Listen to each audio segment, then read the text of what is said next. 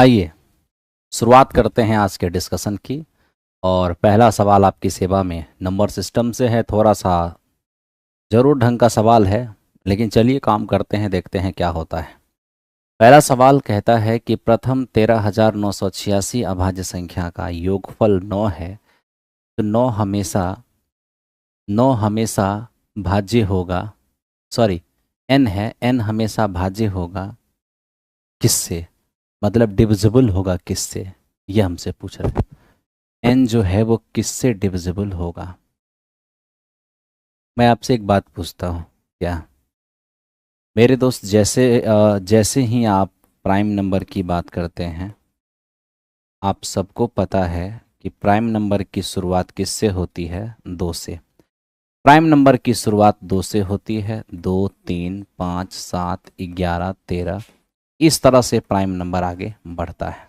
इसमें कोई दिक्कत नहीं है? नहीं, ठीक।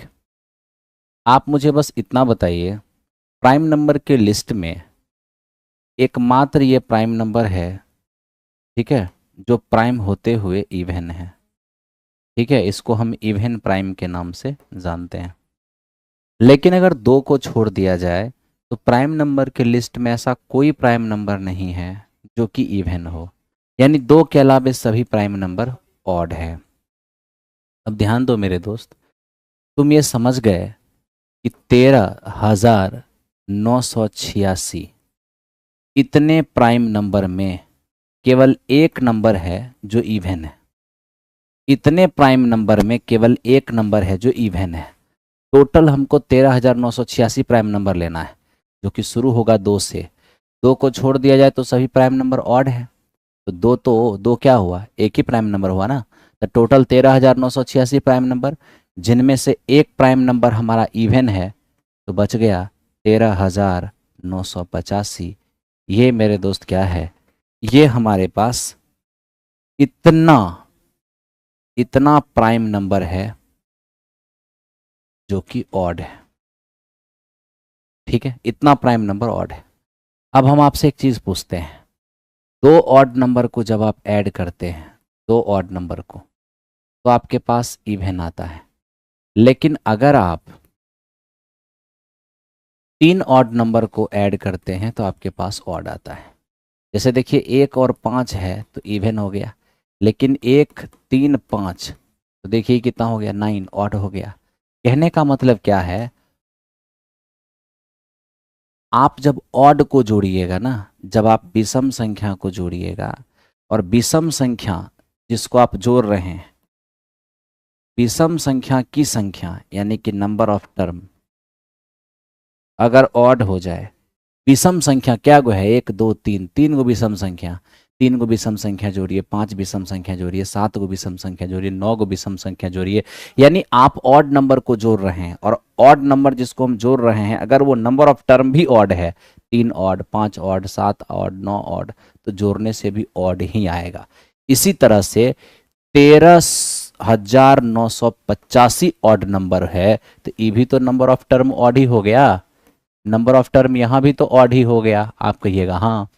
तो ध्यान रखना है कि 13,985 विषम संख्या को जोड़ेंगे तो इसको जोड़ने से ऑड ही आएगा, ऑड ही आएगा।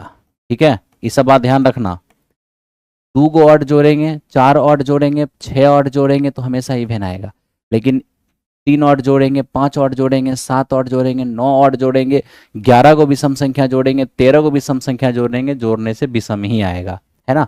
तो आज तो हमको पता है कि 13,985 जो है वो हमारा ऑड प्राइम है। तो 13,985 खुद क्या है, नंबर ऑफ टर्म ऑड है। तो 13,985 गो विषम संख्या जोड़ेंगे तो जोड़ने से विषम ही आएगा। ठीक है, तो मेरे दोस्त ये देख लीजिए, एक आपका संख्या सम है और उसमें अगर हम विषम जोड़ते हैं, एक संख्या आपका सम है, अब बाकी सब का योगफल विषम होगा, तो सम विषम जोड़ेंगे तो हमारा रिजल्ट विषम ही आएगा। सम में विषम जोड़ेंगे तो विषम ही आएगा। इसका मतलब ये हुआ कि 13,985, ध्यान दो, 13,986 में केवल एक प्राइम नंबर है जो इवन है, वो है 2। बाकी 13,985 जो प्राइम नंबर है वो ऑड है। तो 13,985 प्राइम नंबर को आपस में जोड़ेंगे तो वो ऑड आएगा। अब उस ऑड में हम एक 2 को जोड़ देते हैं तो भी रिजल्ट ऑड आएगा। और जब 13,986 के टोटल प्राइम नंबर को जोड़ने से हमारा ऑड आएगा, तो आप बताइए क्या कोई ऑड नंबर किसी इवन नंबर से डिविजिबल होता है? नहीं। तो ऑड नंबर ना 6 से कटेगा, ना 4 से कटेगा, ना 8 से कटेगा। आंसर क्या हो जाएगा? None of this. None of this इस क्वेश्चन का आंसर होगा।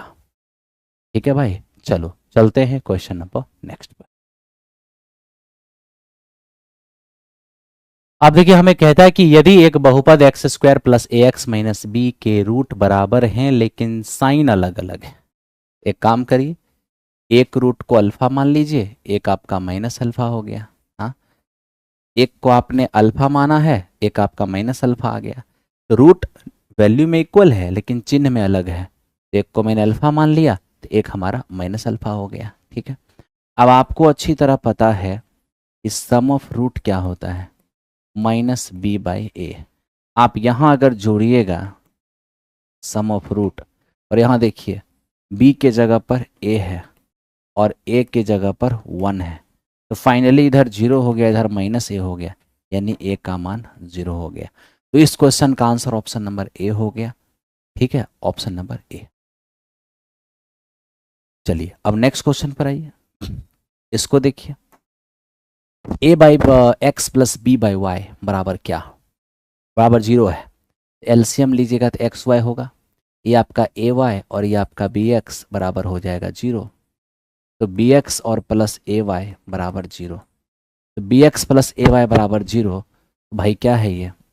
दो चर में रैखिक समीकरण है, दो चर में रैखिक समीकरण है ना। तो b x plus a y बराबर 0 है, ये तो linear equation in two variable. Option number b इस क्वेश्चन का आंसर हो गया।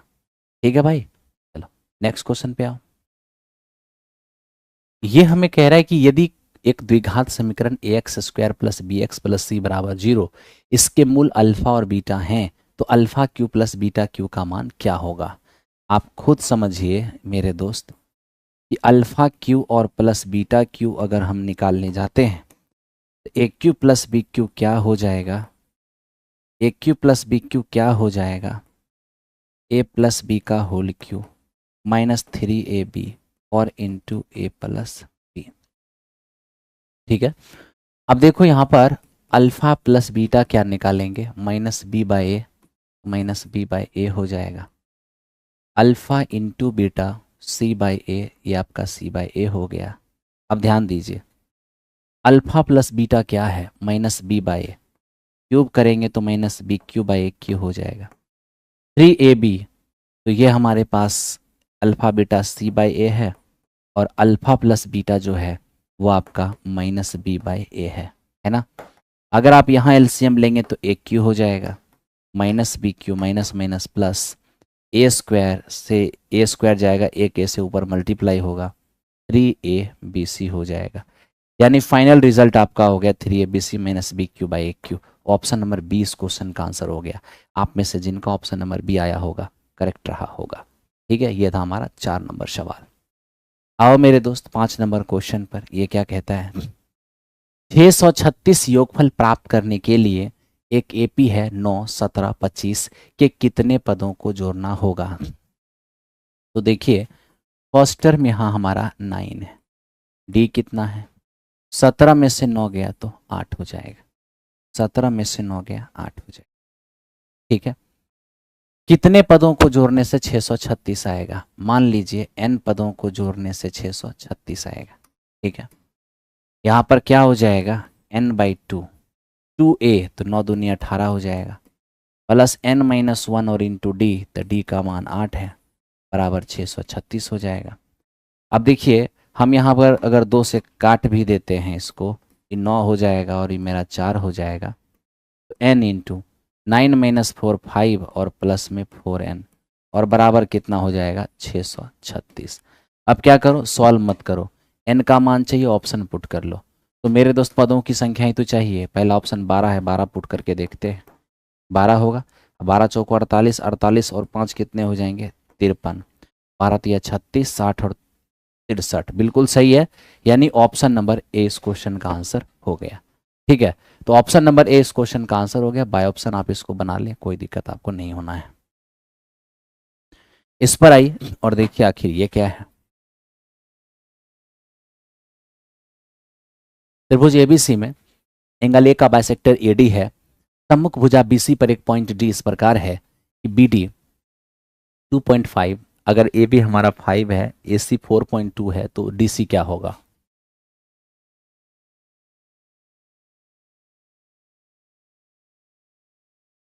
ध्यान दीजिए, ए बी सी हमारे पास एक ट्रेंगल है, ए बी और सी, ये हमारे पास एक ट्रेंगल है।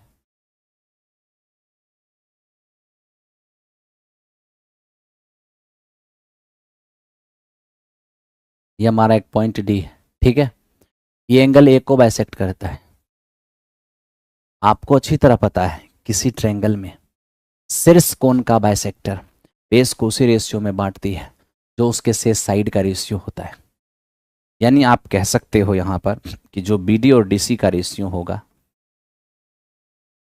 वही रेशियो ए बी और ए सी का होगा, वही और ए बी और ए सी का होगा। तो देखो मेरे दोस्त, बी डी हमारे पास 2.5 है, 2.5 हो गया, और बटे डी सी कितना नहीं मालूम। ए बी 5 है और ए सी कितना है 4.2 है। आप यहाँ से देख सकते हैं 2.5 से 5 दो बार में गया, 2 से ये 2.1 टाइम्स में, डी सी बराबर क्या होगा 2.1, तो डी सी हमारा 2.1 हो जाएगा। ये हो गया इस क्वेश्चन का आंसर। ठीक है, हाँ मेरे दोस्त इसको देखते हैं ये क्या है। 1,2, 4, और x,6, 3,5 एक समांतर चतुर्भुज के क्रमागत शीर्ष हैं। x और y के मान क्या होंगे।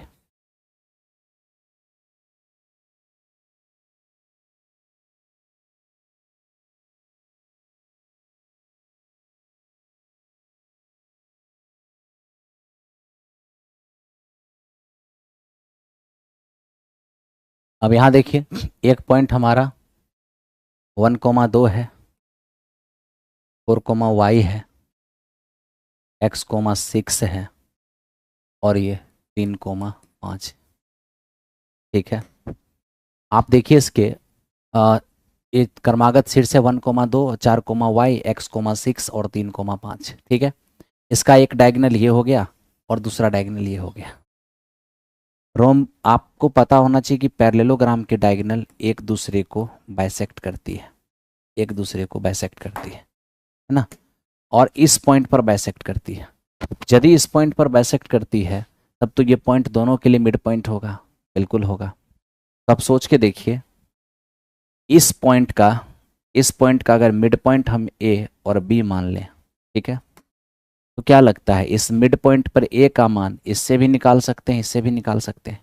मिड पॉइंट के बी का मान इससे भी निकाल सकते हैं, इससे भी निकाल सकते हैं, कोई दिक्कत नहीं है। तो आप मिड पॉइंट का ए का मान अलग निकाल लीजिए और मिड पॉइंट पर बी का मान अलग निकाल लीजिए, बी का मान अलग निकालिए। अब इस मिड पॉइंट पर ए का मान इसके सहारे निकालेंगे, x1 प्लस x2 बाई 2। अब इसी मिड पॉइंट पर ए का मान ई दोनों के सहारे निकालिए, x1 प्लस x2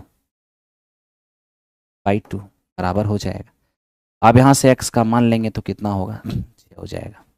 ठीक है, अब देखिए मिड पॉइंट पर अगर b का मान निकालते हैं इसके सहारे, y1 प्लस y2, 2 प्लस 6 बटा 2, और इसी मिड पॉइंट का b इसके हेल्प से निकालते हैं, y प्लस 5 बटा 2 बराबर हो जाएगा। तो मेरे दोस्त ये 2 से 2 हमारा चला गया, 8 में से 5 गया 3, y का मान 3 हो जाएगा। तो x का मान आपका 6 हो गया और y का मान 3 हो गया। ऑप्शन नंबर बी इस क्वेश्चन का आंसर हो गया। आप में से जिनका आया होगा करेक्ट रहा होगा। ठीक है भाई, चलो अब चलते हैं 8 नंबर क्वेश्चन की ओर। सारे क्वेश्चन अपने अपने तरीके से चलते हैं। अब ये देखिए ये क्या है, tan थीटा बराबर p बाई क्यू। तो बताइए cos plus sine by cos minus sine क्या होगा। तो यहाँ तो आप बहुत सिंपल tan का मान साइन बाय कॉस होता है, जो मेरे दोस्त यहाँ पर ये p बाय क्यू है, ठीक है। तो आप देख सकते हैं साइन के लिए p है और कॉस के लिए q है। हमें कहा गया कॉस प्लस साइन और मेरे दोस्त कॉस माइनस साइन का मान निकालिए। तो देख लिए साइन के लिए p डालिए, कॉस के लिए q, तो q प्लस p और बाय q माइनस p कहाँ है? q plus p by q minus p। Option number 20 question का आंसर है। आप में से जिनके भी आ रहे होंगे सही रहे होंगे। अब इसको देखो दोस्त, ये क्या है इसको समझो। हमें कह रहा है बताइए एडी का मान क्या होगा, इस एडी का मान निकालना है। थोड़ा सिमिलरिटी का यूज़ करना होगा। देखो कैसे यूज़ करते हैं। ये 90 है, ये 90 है, ठीक है, कोई दिक्कत नहीं। बड़े ट्रायंगल में ए 90 है और छोटे ट्रायंगल में डी 90 है। अगर हम इसको थीटा मान लें तो ई 90 माइनस थीटा होगा जी। ई 90 थीटा, तो ये हमारा 90 माइनस थीटा होगा। आप कहेंगे हाँ। तो देखिए छोटे में बड़े में ए 90 है, छोटे में डी 90 है, कोई बात नहीं। छोटा में भी बी है और बड़ा में भी बी है, बी दोनों में कॉमन है, तो बी कॉमन हो गया। अब देखिए बड़ा में 90 माइनस थीटा कौन है? सी। और ये छोटा में 90 माइनस थीटा कौन है? ए। हो गया ये सिमिलर। और जब दो ट्रायंगल सिमिलर होगा तो कॉरेस्पॉन्डिंग साइड का रेशियो इक्वल होगा। कॉरेस्पॉन्डिंग साइड का रेशियो कैसे लगाएंगे? फर्स्ट टू के साथ फर्स्ट टू का, सेकेंड टू के साथ सेकेंड टू का, फर्स्ट एंड लास्ट का फर्स्ट एंड लास्ट एडी के साथ, ठीक है। अब आप क्या देख रहे हो, एडी की लंबाई क्या होगा? कोई बात नहीं, क्या मालूम है आपको? जो मालूम है देखिए, ए बी और बी डी मालूम है क्या? ए बी और बी डी मालूम है, ठीक है। ए बी आपका 1 है और बी डी आपका 1.25 है। बी सी, तो बी सी नहीं मालूम है, बी सी को छोड़ दीजिए, इसको हटाइए, इसको पकड़िए। ए सी, ए सी कितना है? तो देखिए ये दोनों मीटर में है और ए सी आपका 75 सेमी है, बटा ए डी, ए डी तो हमको निकालना ही है, ए डी हो जाएगा। आप यहाँ से देख सकते हैं मीटर से मीटर तो आपका ऐसे भी चला गया। ये डेसिमल हटाइएगा, 2 जीरो ऊपर जाएगा। 25 चौको और 25 पचे, यहाँ से एडी का मान क्या हो जाएगा? 5 पचे 25, 35 और 2 37, ये आएगा इस बार बटे में आ जाएगा, ठीक है। तो यहाँ 9 चौको 36, 4 तिया 12, 4 सत्ते 28 और 4 पंचे 20, यानी ऑप्शन नंबर कौन सा हो जाएगा? सी हो जाएगा। आप में से जिनका सी रहा होगा करेक्ट रहा होगा, ठीक है दोस्त।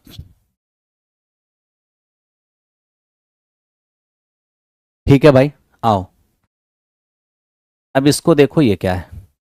इस तरह का क्वेश्चन कभी भी आ जाए जब रूट के अंदर 1 plus sine, 1 minus sine, 1 minus cos, 1 plus cos, इस तरह का मामला रहे, तो आपको कुछ नहीं करना है। न्यूमरेटर में जो है ना बस उसी को बाहर निकालो। ऊपर साइन है तो नीचे कॉस कर लो, ऊपर कॉस होता तो नीचे साइन कर लेते। यहाँ भी न्यूमरेटर में जो है बस आप उसको बाहर निकालो, ऊपर साइन है तो नीचे आप कॉस कर लो। अब मेरे दोस्त क्या करो, आप एलसीएम ले लो, कॉस का ले लिए। यहाँ से आपके पास 1 प्लस साइन रह गया और यहाँ से आपके पास 1 माइनस रह गया। देख लो यहाँ पर साइन से साइन कैंसिल आउट हो गया।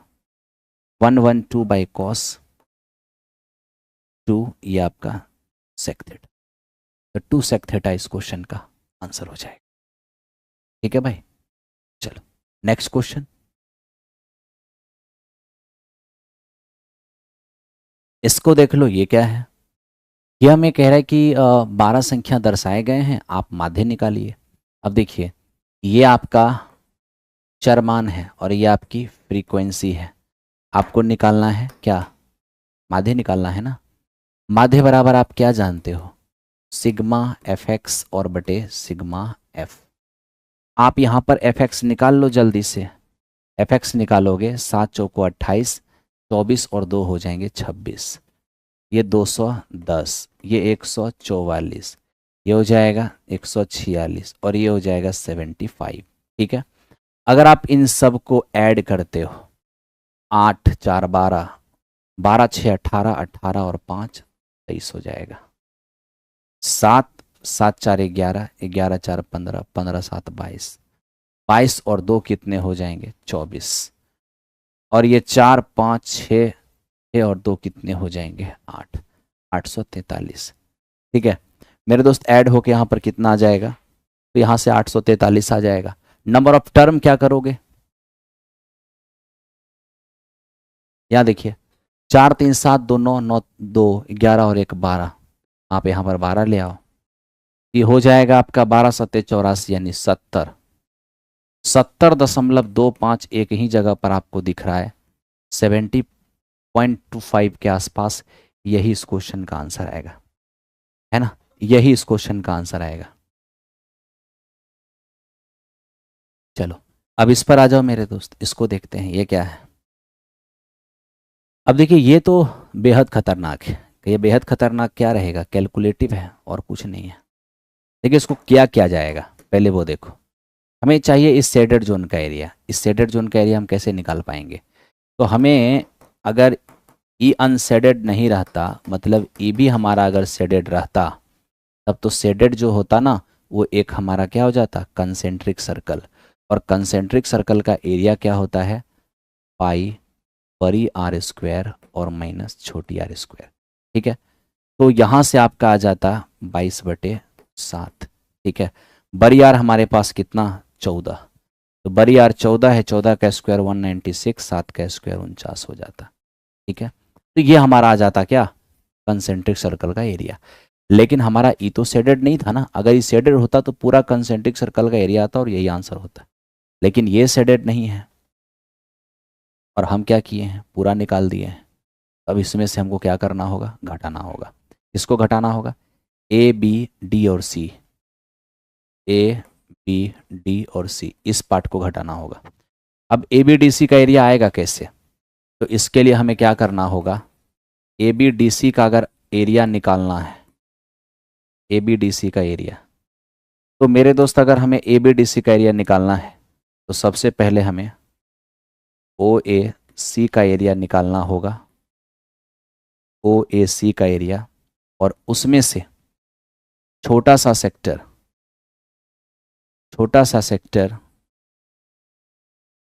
ओ बी डी का एरिया हटाना होगा। ओ ए सी में से ओ बी डी का एरिया हटाना होगा। तो मेरे दोस्त जैसे ही हम हटाएंगे, ओ ए सी का क्या होगा area, θ/360 pi r square, r कितना है 14, 14 का स्क्वायर, माइनस छोटा सा सेक्टर ये भी हो जाएगा θ/360 पाई आर स्क्वायर, तो ये हमारा 7 का स्क्वायर हो जाएगा। यही चीज़ हम यहाँ भी देख रहे हैं, 40/360 1/9 हो जाएगा, π/9, और यहाँ से देखिए 14 का स्क्वायर और माइनस 7 का स्क्वायर। सेम चीज़ यहाँ भी है, आपका सेम चीज़ यहाँ भी है। और ये क्या है, देखिए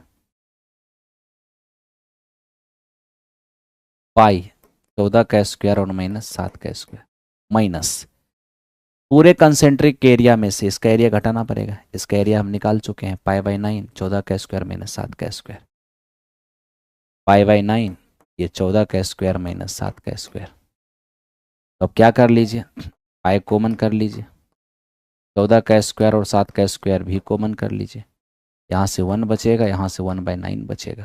कैलकुलेट करिए, कैलकुलेट जैसे ही करिएगा 410.67 सेमी स्क्वायर अप्रॉक्स आएगा, अप्रॉक्सीमेट ही आएगा 410 के आसपास।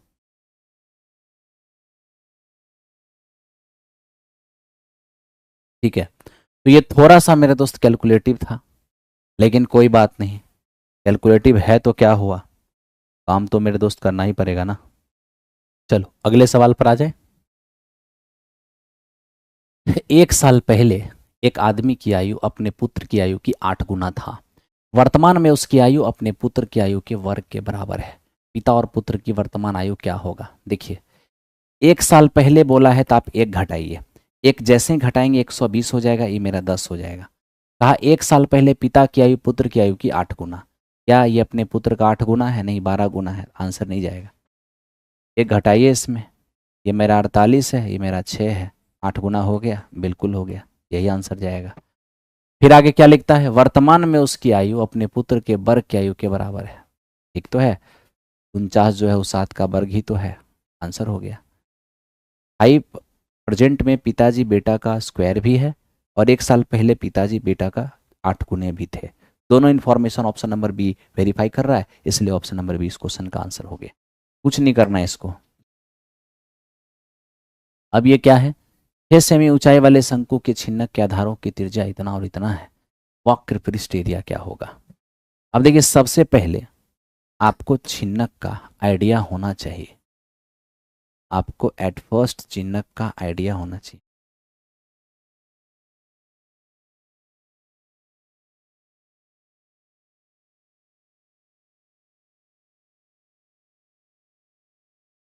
ठीक है, अब देखो क्या है मेरे दोस्त, इसकी ऊंचाई 6 सेमी है। अब इसकी ऊंचाई 6 सेमी है, 6 सेमी। छोटी आर और बड़ी आर दोनों दिया हुआ है, 14 और 6, छोटा 6 है, छोटी त्रिज्या 6 और बड़ी त्रिज्या कितना है, 14। आप सोचिए अगर हम यहाँ से हाइट के पैरेलल एक लाइन खींच दें, ई 6 है तो मेरा ई भी 6 होगा, ई 6 है तो ई भी 6 होगा। अब आप देखिए ना, पूरा 14 में 6 है तो 8 हो जाएगा जी। अभी 6 है, 8 है, तो ट्रिपलेट से ही कितना हो जाएगा, 10 हो जाएगा। ठीक, हमें क्या चाहिए, इसका कर्व सरफेस एरिया। तो लीजिए, कर्व सरफेस एरिया होगा पाई बड़ी आर प्लस छोटी आर इंटू एल। पाई का मान 22/7, आर प्लस आर करेंगे तो 14 और 6 कितने, 20 हो जाएगा, और इंटू एल कितना हो जाएगा, 10। तो यहाँ से आप देख लीजिए 44, 4400 और बटे में 7 कितना आएगा। अब 13 तिया 39, 14 सॉरी 7 छके 42, यानी 600 से ज़्यादा आंसर आएगा, और 600 से ज़्यादा आंसर एक ही ऑप्शन के अंदर है। आप भाग दे दो, अप्रॉक्स वहाँ पहुँच जाओगे, कोई दिक्कत आपको नहीं होगा। ठीक है, कोई समस्या नहीं होगा, पहुँच जाओ वहाँ पर। अब मेरे दोस्त ये क्या है, ये हमारे पास एक क्वाड्रेटिक इक्वेशन दिया हुआ है, हमसे कहा डिस्क्रिमिनेंट बताइए क्या होगा। ठीक है, अब इसका अगर मुझे विविधकर निकालना है, डी निकालना है, हम सब लोग जानते हैं डी बराबर बी स्क्वायर माइनस 4ac होता है। तो बी स्क्वायर यानी इसका स्क्वायर माइनस में 2√2 का स्क्वायर, 4ac, ए कितना √3 और सी कितना है तो माइनस में 2√3। ये हो जाएगा 4, 4 दूनी 8, माइनस माइनस प्लस, ये हमारा 8 और मेरे दोस्त ये 3, यानी 8 प्लस 24 कितने हो जाएंगे, 32। बड़े आराम से 32 निकाल लिए, आपने भी निकाला होगा, करेक्ट आंसर आया होगा। ठीक है दोस्त, चलो अगले सवाल पर आते हैं। ये मेरा 15 था। आपको इस बैच के बारे में मैं डेली बता रहा हूँ, आप में से कोई भी दोस्त, कोई भी मित्र पीजीटी की तैयारी कर रहे हो तो आप उन्हें इस बैच के बारे में ज़रूर बताइएगा, ठीक है, ताकि वो अपनी तैयारी को एक बेहतर रूप दे सके, अंतिम रूप दे सके। ठीक है, अब देखो ये क्या है, एक ठोस गोले की त्रिज्या 8 सेमी है, इस गोले को पिघलाकर 6 सहित 2/3 सेमी बाह्य त्रिज्या और 3 सेमी मोटाई वाले 8 गोल छल्ले बनाए जाते हैं, प्रत्येक छल्ले का आंतरिक व्यास क्या होगा। अब देखो आपने क्या किया, आपने पिघलाया है एक गोला को, आपने पिघलाया है एक गोला को, ठीक है, और इस गोले की त्रिज्या कितना है, आपने गोले को पिघलाया है और इस गोले की त्रिज्या है 8 सेमी।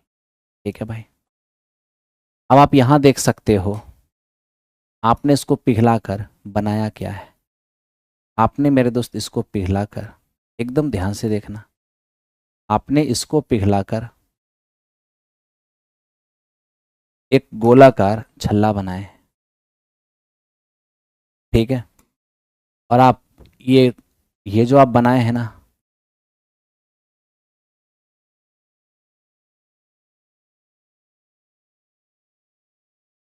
इसकी मोटाई कितना रखे हैं, आप इसकी मोटाई रखे हैं 3। ठीक है, और बाहरी त्रिज्या कितना है, बाहरी त्रिज्या है 18 2 20/3। अंदर वाली रेडियस आपको मालूम नहीं, कोई बात नहीं। अब देखिए हुआ क्या है कि इसको पिघला करके ऐसा ऐसा 8 पीस बनाए हैं। एक गोले का आयतन जो है वो 8 बेलन के आयतन के बराबर हो जाएगा। ठीक है, तो एक गोले का आयतन क्या होगा 4/3 पाई आर क्यू, और बेलन का आयतन क्या होता है पाई आर स्क्वायर एच। तो खोखला बेलन है ना, पाई बड़ी आर स्क्वायर माइनस छोटी आर स्क्वायर और इंटू एच। अब जो कटने वाला है काटिए मेरे दोस्त, इससे हमारा तो ये कट जाएगा। ठीक है भाई, यहाँ पर ये 4/3 8 का क्यूब हो जाएगा 512 बराबर, यहाँ पर हमारा 9 रहेगा 400 और माइनस आर स्क्वायर नहीं 9r²। और ये हमारे पास 3, आप देख लीजिए यहाँ से 3 से 3 हमारा चला गया, इस 3 से 3 भी चला जाएगा, तो ये फाइनली हमारा 9r² हो जाएगा। और यहाँ देखें तो ये हमारा 400 है। क्या हो गया,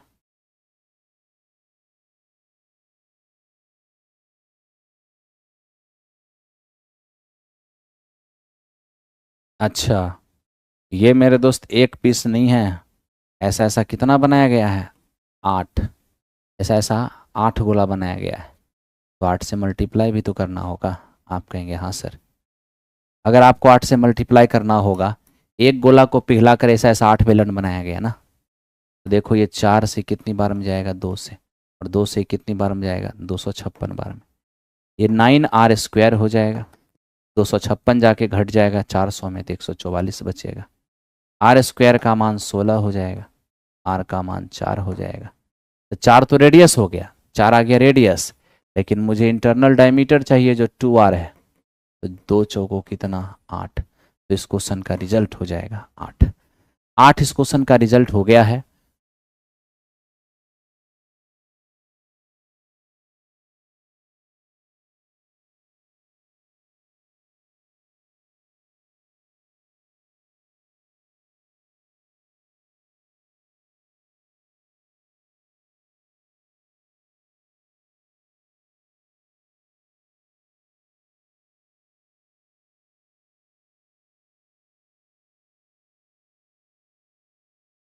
ठीक है भाई,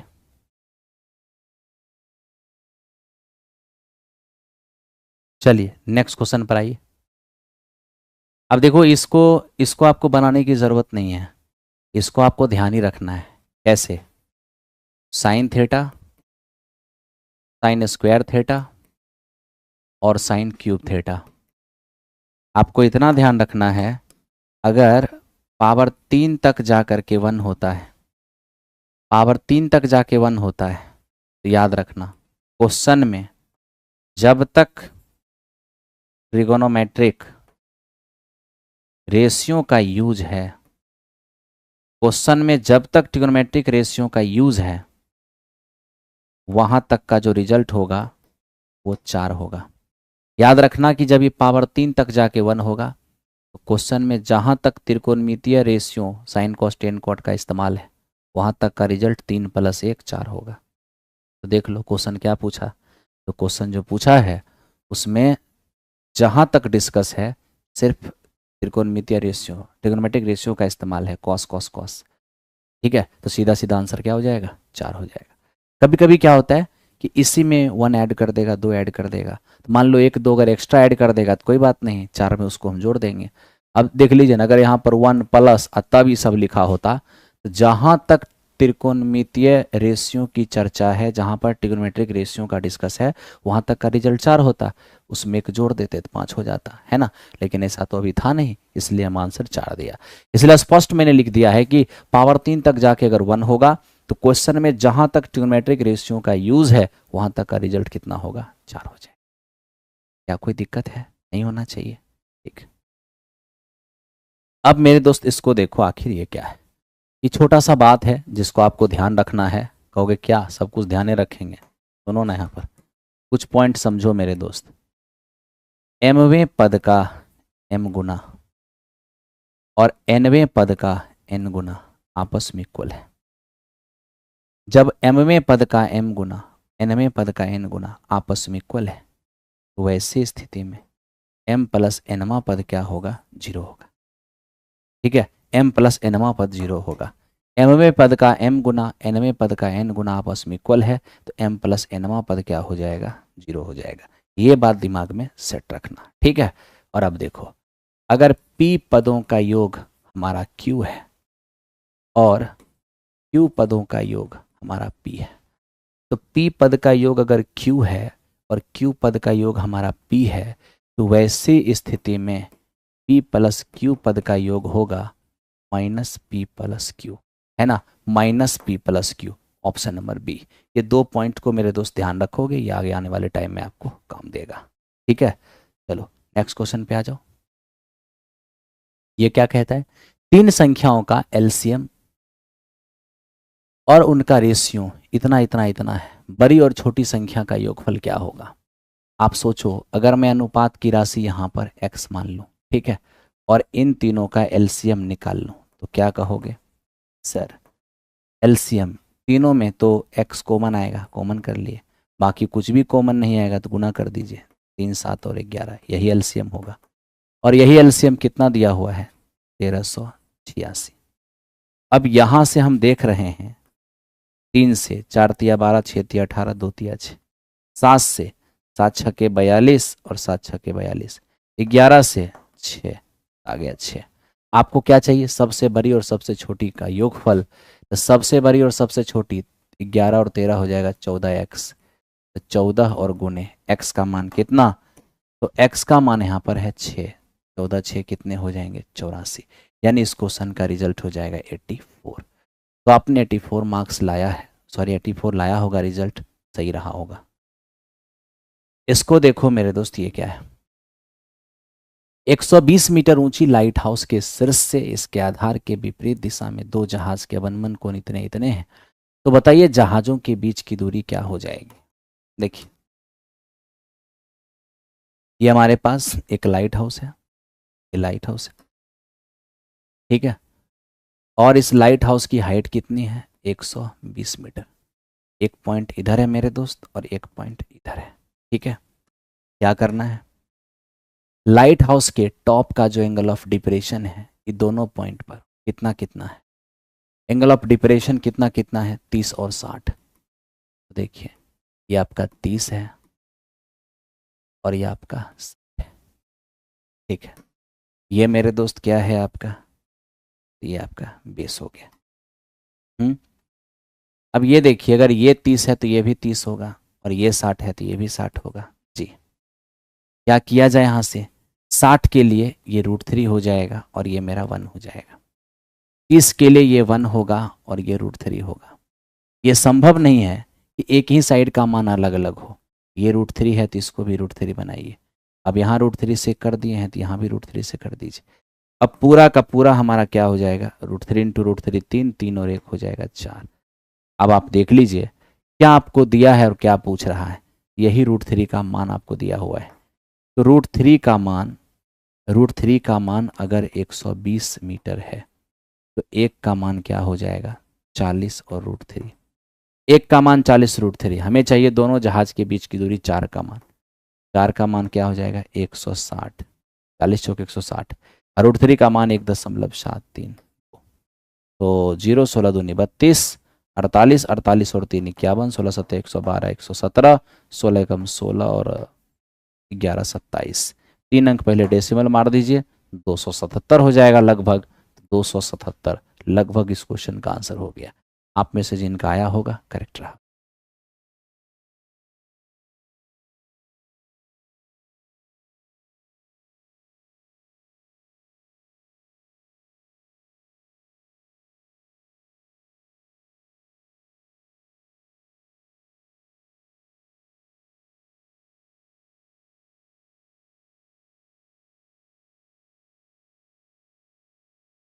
हो गया,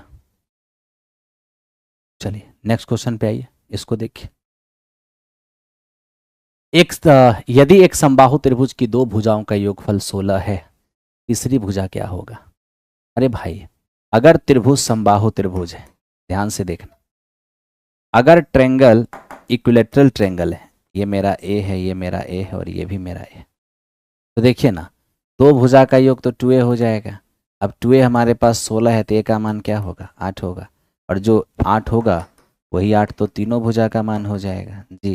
इनमें से कोई नहीं है, उपरोक्त में से कोई नहीं। None of this. आओ इस क्वेश्चन को देखो, ये क्या है। एक निश्चित राशि को ए बी 8:5 के अनुपात में विभाजित किया, विभाजित करना था, लेकिन गलती से इसने 5:8 के अनुपात में विभाजित कर लिया। अंत में ए को अपने मूल हिस्से से 300 कम मिले हैं, तो बताइए वो राशि क्या था। अब देखिए, ए और बी के बीच में जो राशि इसको बांटना था पहले, और जिसको ये बांटा, मेरे दोस्त इसको बांटना था 8:5 के अनुपात में, लेकिन इसने बांटा 5:8 के अनुपात।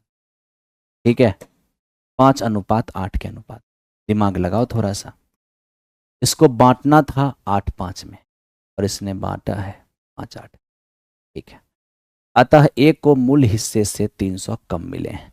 सबसे पहली बात, कैसे बांटना था और कैसे बांटा वो मायने नहीं रखता है, मायने रखता है कि टोटल इसका कितना है। तुम देख लो मेरे दोस्त, 8 और 5 टोटल योगफल पहले 13 था और आज भी 13 है। तो दोनों को जितना कल मिल रहा था उतना ही आज भी मिल रहा है, तो कोई दिक्कत है नहीं, घटा बढ़ा तो है नहीं। बस कमी हुआ है पर्सनल अमाउंट में। किसका कमी दिया हुआ है, ए का। ए को पहले 8 मिलता था, 5 मिलता है। कितना कम मिलता था, कितना कम मिलने लगा, 3। और यही जो 3 कम मिलने लगा ना, वो क्वेश्चन कहा है 300 है। एक का मान क्या हो जाएगा, 100। और जब एक का मान 100 हो जाएगा तो वो राशि क्या होगी, राशि तो 13 रेशियो है। एक का मान 100 तो 13 रेशियो का मान 1300 हो जाएगा। तो 1300 इस क्वेश्चन का आंसर होगा। ऑप्शन नंबर सी हो जाएगा, ऑप्शन नंबर सी।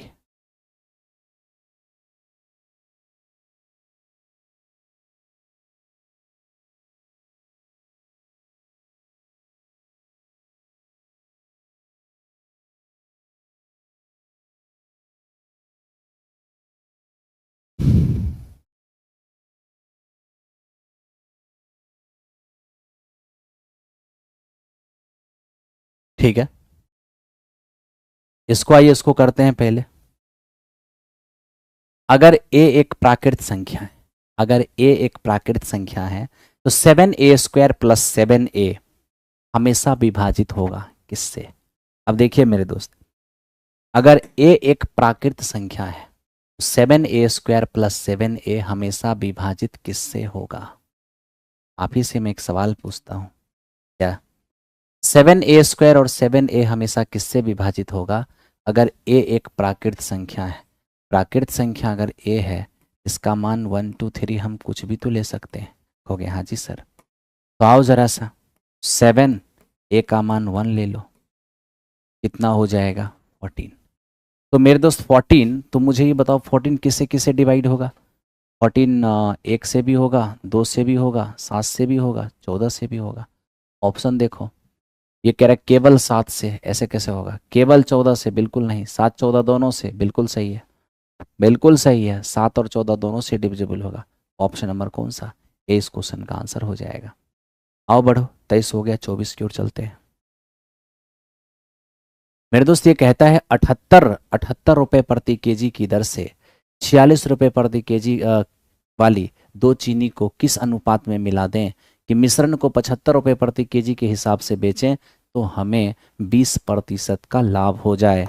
सबसे पहले तो देखो एलिगेशन का इस्तेमाल करेंगे। एलिगेशन में यहाँ सीपी, यहाँ सीपी, तो यहाँ भी सीपी ही होना चाहिए। ठीक है, तो आपने मिलाया है किसको, आपने मिलाया है 78 रुपये प्रति केजी वाला को किसके साथ, 46 रुपये प्रति केजी वाले के साथ, है ना।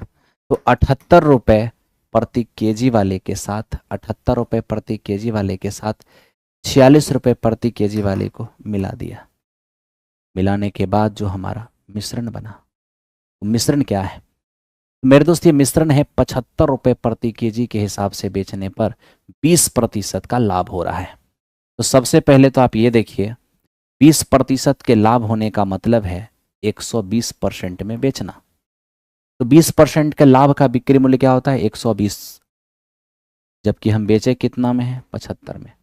मतलब 75 में जब बेचे हैं तो 20% का लाभ हुआ है, यानी 120% में हम बेचे हैं। ठीक है, मुझे अगर सीपी चाहिए तो 100% का मान निकालना होगा। तो देखिए अगर 100% का मान यहाँ पर हम निकालने जाते हैं तो क्या होगा, 15 पचे 75, 15 अठे 120, प्रतिशत से प्रतिशत चला गया, 2 चौको 8 और ये 25, 125 और बटे 2 यानी हो जाएगा 62.5%। तो आप यहाँ पर लेके आ सकते हो इसको 62.5%, 62.5। ठीक है, अब क्या डिफरेंस लीजिए सीधा। ठीक है, प्रतिशत नहीं है मेरे दोस्त, ये प्रतिशत नहीं है, रुपीज पर केजी है, प्रतिशत तो कटिए गया है। ठीक है, तो अब जैसे ही आप डिफरेंस लेंगे, इन दोनों का डिफरेंस यहाँ लिखेंगे, इन दोनों का यहाँ लिखेंगे, 12 में से छोटा जाएगा 0.5 हो जाएगा, 12 में से 6 गया तो 6 हो जाएगा, 5 में से 4 गया तो 1 हो जाएगा। और यहाँ देखो इसमें से घटेगा 0.5, 7 में 2 गया तो 5 हो जाएगा, और 7 में से 6 गया तो 1 हो जाएगा। डेसिमल हटाइए, डेसिमल हटाइए, है ना, ये हो जाएगा क्या 33 बचे, ये हो जाएगा 31 बचे, 31 बचे, यानी 33:31। ये इस क्वेश्चन का आंसर हो गया option number c. Option number c इस क्वेश्चन का आंसर हो गया। ठीक है दोस्त, ये था हमारा क्वेश्चन नंबर 24। आइए 25 नंबर की ओर चलते हैं, देखते हैं 25 नंबर क्या हो सकता है। ये तो नॉर्मल सा सवाल है, कह रहे समबाहु त्रिभुज का ऊंचाई इतना है तो बताओ समबाहु त्रिभुज का एरिया क्या होगा। भाई आपको पता है ना, समबाहु त्रिभुज की ऊंचाई होता क्या है, √3/2 गुने भुजा, ये हमारा 10√3 है, तो साइड कितना हो जाएगा, साइड हो जाएगा 20। क्या चाहिए आपको, आपको चाहिए इसका एरिया। अगर आप मेरे दोस्त एरिया लेने जाते हैं, एरिया हो जाएगा √3/4 और गुणे भुजा स्क्वायर, यानी 20 और गुणे 20, ये हो जाएगा 100 और √3। 100√3 इस क्वेश्चन का रिजल्ट हो जाएगा, ऑप्शन नंबर डी हो जाएगा 100√3, 100√3। ओके, नेक्स्ट क्वेश्चन पे आ जाओ। 26 नंबर को देखो, कह रहा टीना, टीना आधा काम 6 दिन में करती है। सोचिए, अगर टीना आधा काम 6 दिन में करती है तो टीना पूरा काम 12 दिन में करती होगी। बिल्कुल, टीना अगर आधा काम 6 दिन में कर रही है तो पूरा काम 12 दिन में करती होगी। ठीक है, बाद में श्याम का मदद लेकर शेष काम 4 दिनों में कर दिया। तो आप ही बताइए, जब आधा काम यहाँ हुआ था तो शेष काम बचा कितना था, शेष काम भी तो आधा ही बचा था। आप कहोगे हाँ सर आधा ही बचा था। तो टीना आधा काम 6 दिन में की तो शेष काम आधा ही बचा, और उस आधा काम को टीना और श्याम मिल करके 4 दिन में किया। तो आप ही सोचिए कि अगर हम टीना और श्याम की बात करें तो टीना और श्याम दोनों मिल करके आधा काम 4 दिन में, पूरा काम 8 दिन में करेगा, है ना। आप बोलिए, जो काम 12 दिन में हो रहा है, जो काम 8 दिन में भी हो रहा है, वो काम होगा कितना, ये दोनों का एलसीएम 24। 12 दिन में 24, एक दिन में 2, 8 दिन में 24, एक दिन में 3। आप ही बताइए, ये क्षमता टीना का है तो टीना का क्षमता 2 है, टीना श्याम दोनों मिला के 3, 3 में अगर ये 2 तो श्याम कितना होगा 1। अब क्या बोल रहा है भाई, श्याम अकेले पूरा काम कितने दिनों में करेगा, करना है 24 काम, श्याम की इफिशियंसी 1 है, कितना टाइम लगेगा 24। क्या हो जाएगा इस क्वेश्चन का रिजल्ट 24। तो 24 इस क्वेश्चन का आंसर हो जाएगा, आ रहा होगा आप सभी का। ठीक है, नेक्स्ट क्वेश्चन पे आ जाओ, इसको बताओ ये क्या है। दो शहर पी और क्यू 275 किलोमीटर की दूरी पर है। एक मोटरसाइकिल सवार 25 की स्पीड से सुबह 10 बजे पी से क्यू की ओर चलना स्टार्ट किया। एक अन्य सवार क्यू से पी के लिए दोपहर में उसी दिन 12 बजे चलना स्टार्ट किया। अच्छा, तो बताइए वे किस समय एक दूसरे को पार करेंगे। मेरे दोस्त, एक स्थान पी है और एक स्थान क्यू है, दोनों के बीच का दूरी कितना है 275 किलोमीटर, 275 है ना, क्या दिया हुआ है यहाँ पर। तो मेरे दोस्त हमें ये कह रहा है 25 किलोमीटर पर आवर की चाल से 10 बजे चलना स्टार्ट किया।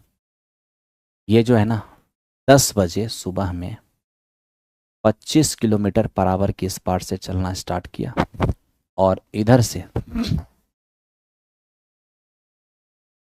12 बजे 12 बजे 20 किलोमीटर पर आवर की स्पीड से चलना स्टार्ट किया। मैं आपसे ये पूछता हूँ किस समय एक दूसरे को पार करेंगे?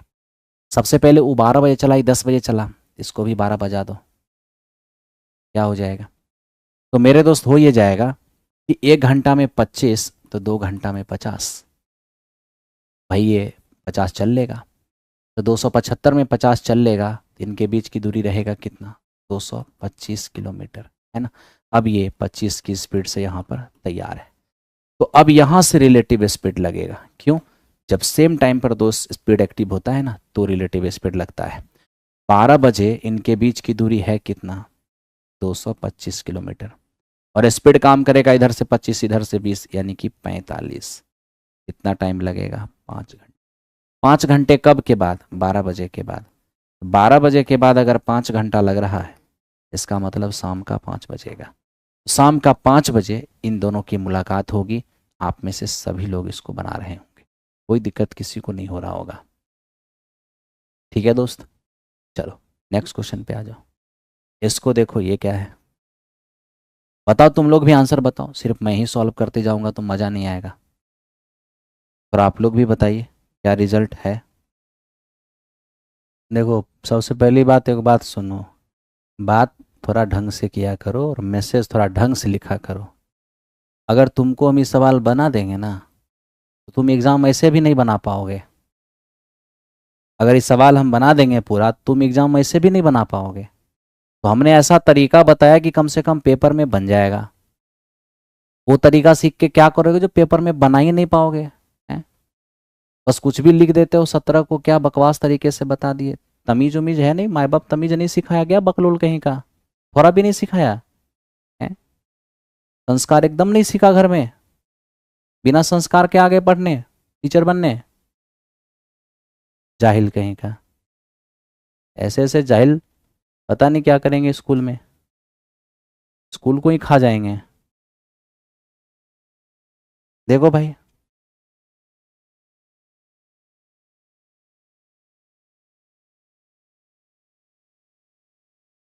इसलिए ना डिस्कशन कराते हैं।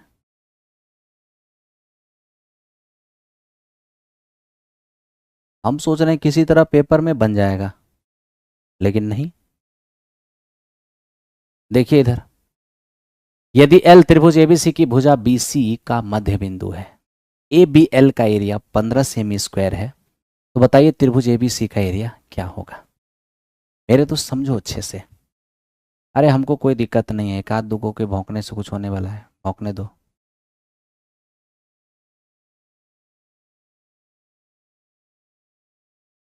एबीसी, एबीसी हमारे पास एक ट्रेंगल है मेरे दोस्त। हमें कह रहा है कि बीसी के मध्य बिंदु, बीसी पर मिड पॉइंट हमारा एल है। जैसे ही हमने इसको मिला दिया, जानते हो मीडियन का क्या काम है? मीडियन पूरे ट्रेंगल के एरिया को 2 बराबर भाग में बांटती है, ठीक है। अगर ए बी एल का एरिया 15 है, ए बी एल का एरिया 15 है, तो इसका भी एरिया 15 ही होगा। मुझे क्या चाहिए? मुझे चाहिए ट्रेंगल ए बी सी। अब ट्रेंगल ए बी सी का एरिया लेंगे, 15 और 15 कितना हो जाएगा? 30 सेमी स्क्वायर। तो 30 सेमी स्क्वायर इस क्वेश्चन का आंसर हो जाएगा, क्वेश्चन नंबर। ठीक है, चलो आगे बढ़ते हैं। देखो इसको देखो मेरे दोस्त, ये क्या है?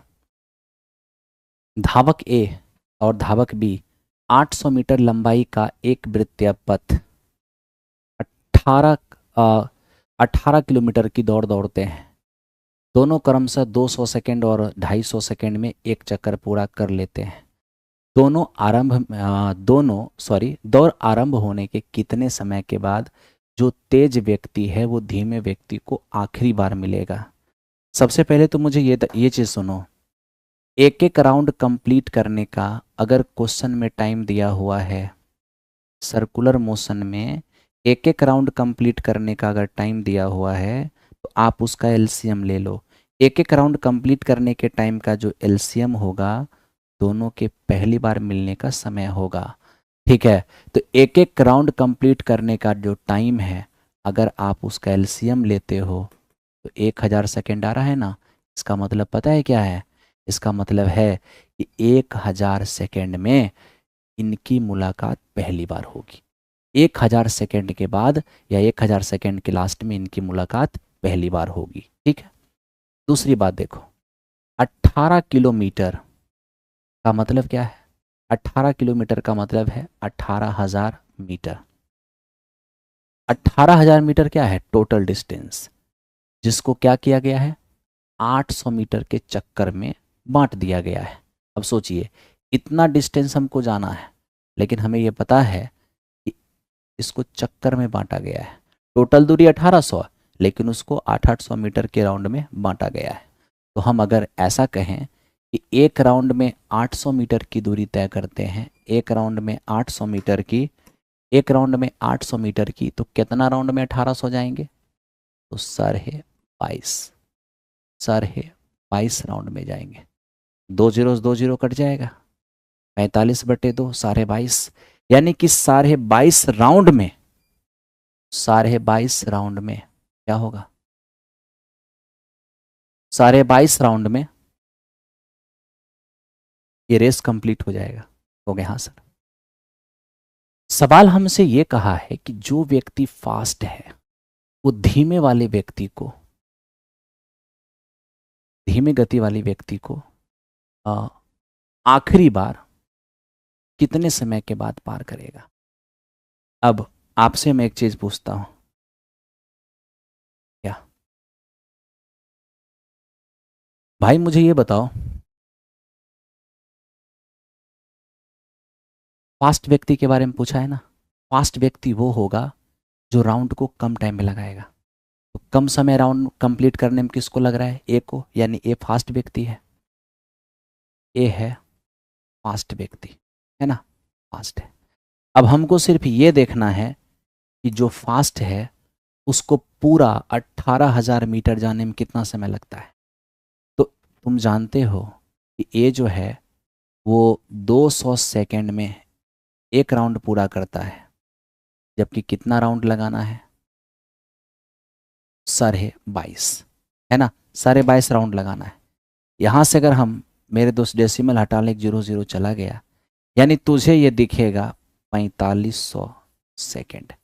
मतलब तू समझ गया मेरे दोस्त कि ये जो फास्ट है ना, ये व्यक्ति जो फास्ट है वो टोटल 18,000 मीटर की दूरी को 4500 सेकेंड में कवर करेगा। तो जो व्यक्ति फास्ट है वो टोटल डिस्टेंस को 4500 सेकेंड में कवर करेगा। तो इसी 4500 सेकेंड में ये जो ए है वो बी को कितनी बार मिलेगा? तो आपको पता है कि ए को बी से मिलने में कितना सेकेंड का टाइम लगता है? एक बार मिलने में 1000 सेकेंड का टाइम लगता है। तो पहली बार मेरे दोस्त 1000 सेकेंड पर मिलेगा, दूसरी बार 2000 सेकेंड पर, तीसरी बार 3000 सेकेंड पर, चौथी बार 4000 सेकेंड पर, पांचवी बार 5000 सेकेंड पर। तो मुझे ही बताओ, क्या एक को 5000 सेकेंड चलने की ज़रूरत भी है? नहीं, 4500 सेकेंड में ही कंप्लीट हो जाता है। तब 4500 सेकेंड में ही कंप्लीट हो जाता है, इसका मतलब पांचवी बार तो नहीं मिलेगा, पांचवी बार तो नहीं मिलेगा, यानी कि केवल और केवल 4 बार ही मिलेगा, है ना, केवल और केवल 4 बार ही मिलेगा। क्योंकि ए फास्ट है, ए ही बी को ओवरटेक करेगा ना। तो क्वेश्चन यही कह रहा है कि ए बी से कितनी बार मिलेगा रेस कंप्लीट करने तक में। तो रेस कंप्लीट करने में ए को टाइम लगेगा 4500 सेकेंड, और ए बी से मिलता है 1000 सेकेंड में एक बार। तो 1000 सेकेंड में एक बार, तो हर 1000 सेकेंड में एक बार मिलेगा। तो 4500 तक में 1000 का 4 ही इंटरवल पूरा होगा, यानी 4 ही राउंड कंप्लीट होगा। तो सीधा सीधा आप कह दीजिए कि सर 4000 सेकेंड तक में 4 बार मिलेगा, पाँचवा 1000 सेकेंड तो लगेगा ही नहीं, 4500 सेकेंड पे ही रेस कंप्लीट हो जाएगा, तो पांचवी बार नहीं मिल पाएगा।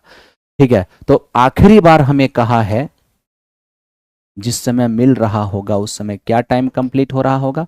उस समय हमारा 4000 सेकेंड कंप्लीट हो रहा होगा, यानी 4000 सेकेंड के लास्ट में ए बी को आखिरी बार पार कर रहा होगा, ए बी को आखिरी बार पार कर रहा होगा। ठीक है मेरे दोस्त, चलो अगले सवाल पे आ जाओ। अगला अगला सवाल क्या है? रिवर राफ्टिंग के लिए अंकित मनाली गया था और वह शांत जल में 12 की स्पीड से नाव चलाया। समान दूरी को धारा के अनुकूल तय करने में जितना समय लगा, धारा के विपरीत दुगुना समय लगा। नदी की प्रवाह क्या होगी? अब देखिए मेरे दोस्त, धारा की दिशा और ये हमारा हो गया धारा के विपरीत दिशा। ठीक है, आप एक काम करो, नाव की चाल 12 दिया है, धारा की चाल x मान लो या y मान लो, तो 12 + y हो जाएगा। धारा के विपरीत नाव की चाल 12 - y हो जाएगा। अब हम आपसे ये पूछते हैं कि मेरे दोस्त, धारा की दिशा में दूरी जाने में धारा के विपरीत धारा की दिशा की तुलना में धारा के विपरीत जाने में दुगुना समय लगा। ये धारा की दिशा वाली चाल है, धारा के विपरीत वाली चाल है। मान लेते हैं धारा की दिशा में कोई दूरी जाने में 1 समय लग रहा है, धारा के विपरीत उससे दुगुना समय लग रहा है, तो 2 से गुना कर दो। ये हमारा हो जाएगा 12 + y और ये हमारा हो जाएगा 24 और -2y। 2y आके ऐड हो जाएगा तो 3y हो जाएगा, 12 जाके घटेगा तो 12 होगा। y का मान क्या हो जाएगा? 4। तो यहाँ से आपने देखा धारा की स्पीड कितना हो गया? 4 हो गया। धारा की स्पीड कितना हो गया? 4 हो गया। इसको देखिए, 24 सेमी ऊंचाई वाले एक लंबवृत्तीय शंकु का आयतन इतना है, उसका संपूर्ण पृष्ठ एरिया क्या हो जाएगा?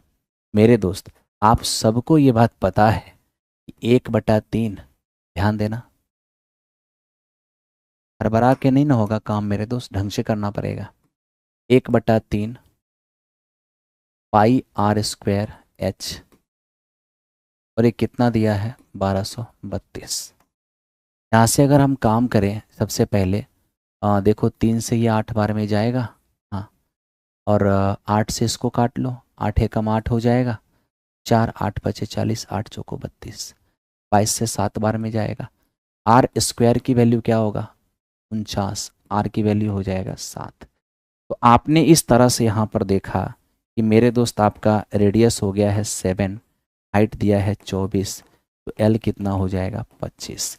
आपको चाहिए टोटल सरफेस एरिया, तो टोटल सरफेस एरिया क्या होता है शंकु का? πr × l + r।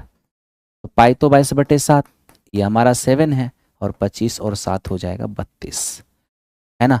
l l l 25 है और r 7 है, तो 32 हो जाएगा। यहाँ से मेरे दोस्त ये चला गया, 22 दूनी 44 और 22 दिया 66 और 4 70, यानी इस क्वेश्चन का रिजल्ट आपका बी हो जाएगा। तो बी नंबर इस क्वेश्चन का आंसर हो गया। आओ चलो नेक्स्ट क्वेश्चन पर चले, 32 नंबर सवाल पे आ जाओ। 32 नंबर क्वेश्चन देखो, ये क्या है। एक परीक्षा में ए और बी 2 पेपर दिए हैं, दोनों पेपर में प्रत्येक में अधिकतम 10 अंक थे। हालांकि ए और बी का निर्धारित भारांक 2:1, मतलब दोनों को जो है मार्क्स 2:1 के अनुपात में मिला है। कह रहा है कि जोनाथन ने पेपर ए में 10 में 8 अंक प्राप्त किया है और कुल मिला के 70% उसे प्राप्त हुआ। बताइए पेपर बी में 10 में से कितने अंक प्राप्त किए होंगे? मेरे दोस्त सबसे पहले एक बात पूछते हैं, पेपर ए में अगर 10 में से 8 अंक प्राप्त किया है तो प्रतिशत में क्या प्राप्त हुआ इसको? 80%। 10 में से 8 मिला है तो 100 में 80 मिला होगा। यानी आपने ये देख लिया कि पेपर ए में इसको 80% मिला, पेपर बी में कितना मिला ये हमें मालूम नहीं है, लेकिन ओवरऑल जब देखा गया तो इसको 70% मार्क्स प्राप्त हुआ है ना। और क्वेश्चन में स्पष्ट लिखा है कि इन दोनों के द्वारा प्राप्त मार्क्स का जो रेशियो है वो 2:1 है, 2:1 है। तो सोचने की ज़रूरत ही क्या है, आप इन दोनों का डिफरेंस यहाँ लिखिए, इनका डिफरेंस यहाँ। मेरे दोस्त ये 80 और 70 का डिफरेंस 10 हो जाएगा ना। जब एक का मान 10 हो रहा है यानी 10 गुना, तो 2 का मान क्या हो जाएगा? ये हो जाएगा 20। तो देखो इन दोनों का अंतर यहाँ लिखे हो तो इन दोनों का अंतर यहाँ। अब ई बड़ा है, ई बीच में मॉडरेट होता है, इससे अगर ई बड़ा है तो इससे वो छोटा होगा, तो इससे कितना छोटा होगा कि 20 का अंतर आएगा? 20 छोटा होगा, यानी 50%, है ना। तो इस तरह से हम लोगों ने ये चीज़ देखा कि मेरे दोस्त 50% बी को मार्क्स मिला है। तो 50% किसका? तो भैया अधिकतम पूर्णांक 10 का है, 10 का 50% मिलेगा तो 5 अंक मिलेगा। किसको? बी को। तो इस तरह से 5 इस क्वेश्चन का रिजल्ट हो गया। ये देखिए,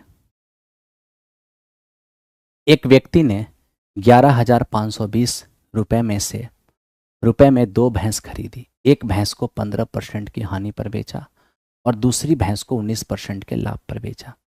यदि दोनों भैंसों का बिक्री मूल्य आपस में बराबर हो तो पहली भैंस का क्रय मूल्य ज्ञात कीजिए। देखिए मेरे दोस्त, एक व्यक्ति ने 11,520 में 2 भैंस खरीदी। एक भैंस को 15% की हानि पर और दूसरी को 19% के लाभ पर बेची, और दोनों का क्या है, बिक्री मूल्य बराबर है। पहली भैंस का सीपी क्या होगा? देखिए, उसने एक को 15% की हानि पर 15% की हानि पर एक को बेच दिया, और एक को उसने 19% के लाभ पर बेचा। 15 की हानि पर, 19 के लाभ पर। ठीक है, 15% की हानि का मतलब है 3/20 का हानि, और 19% के लाभ का मतलब है 19/20 का लाभ।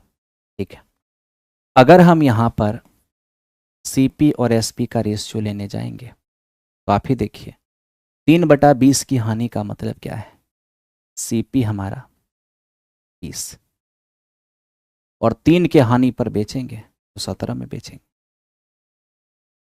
ठीक है, 19/20 के लाभ का मतलब है 19/20 कैसे, 19/100 न रे। 15 की हानि का मतलब 3/20 की हानि, और 19% के लाभ का मतलब 19/100 का लाभ।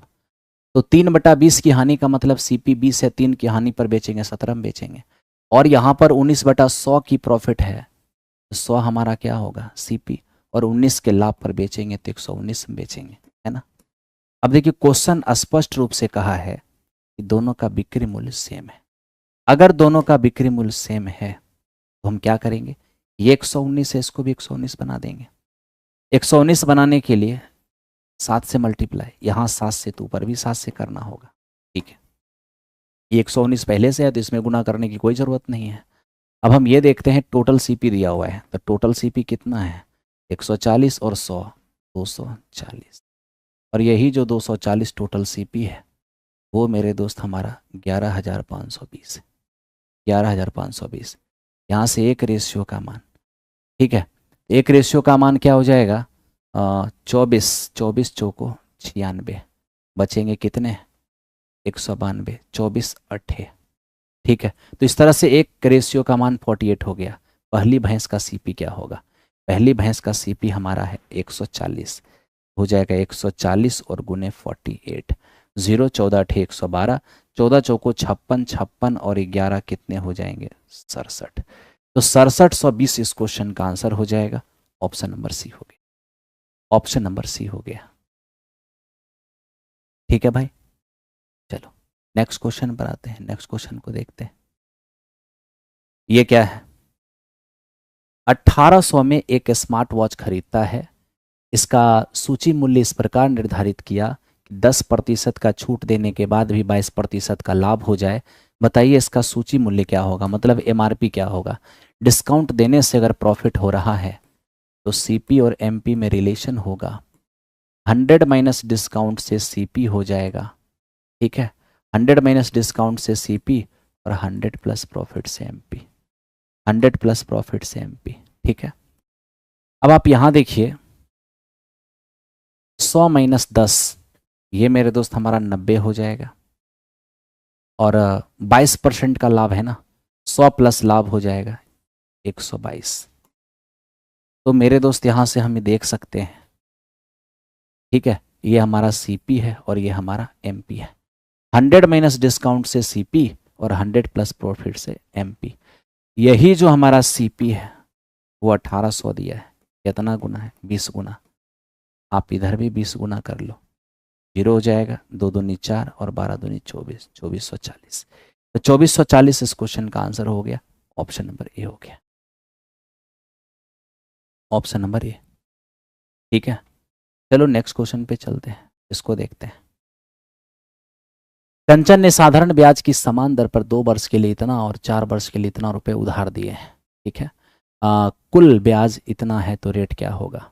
मान लीजिए रेट हमने R% पर दिया है, R% पर। ठीक है, तो जिसको मैंने 10,000 रुपये दिया है, ध्यान से देखना, 1 साल में R% तो 2 साल में क्या हो जाएगा, 1 साल में R% तो 2 साल में हो जाएगा 2R%।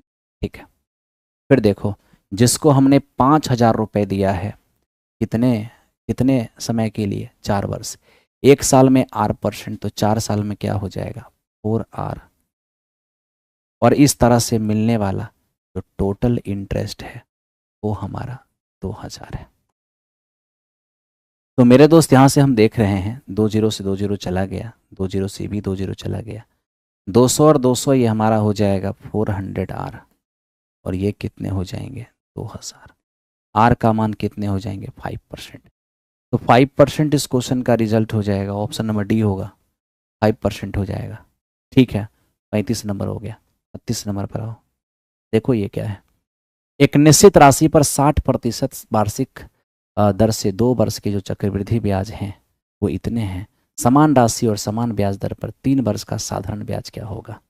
तो सबसे पहले तो आप ये जान लीजिए, समान ब्याज दर 60 है, समान ब्याज दर मतलब 60% रेट है, 60% की रेट पर 3 साल का साधारण ब्याज क्या होगा 180%। 180% का मान चाहिए।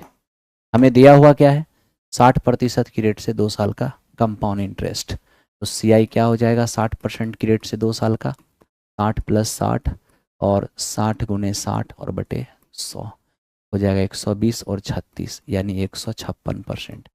यही जो 156% हमारा कंपाउंड इंटरेस्ट है वो दिया है 6240। आपको चाहिए सिंपल इंटरेस्ट 180% का मान, तो 6240 और बटा 156 और इंटू 180। ठीक है, आइए कैलकुलेट कर दें। अब यहाँ से कैलकुलेट मेरे दोस्त जैसे ही करेंगे तो कटने वाला है उसको काटिए। तो 5 3 और 5 2, ठीक है भाई। 5 × 15, 2 × 6 और ये हो जाएगा 6 × 18 13। तो 13 चौको 52, ध्यान देना 13 चौको 52 और 13 × 104, ये 0 हो गया। 4 से इसको काट देंगे 120 हो जाएगा यानी 7200। तो 7200 इस क्वेश्चन का आंसर हो गया, कोई दिक्कत नहीं है, बड़े आराम से कर लोगे। ठीक है, अब इस पर देखो ये क्या है, एक समांतर चतुर्भुज का आधार ऊंचाई का 2 गुना है। ये बेस है और ये हाइट है।